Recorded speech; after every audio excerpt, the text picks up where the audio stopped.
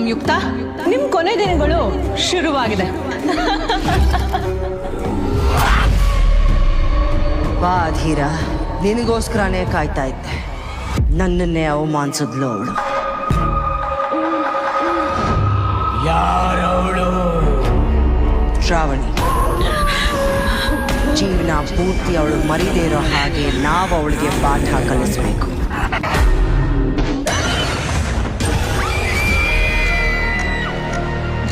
ನೀನ್ ಬರೀ ಅಪ್ಪಣೆ ಕೊಡು, ಉಳಿದಿದ್ದನ್ನ. ಶ್ರಾವಣಿ, ಅಭಿ,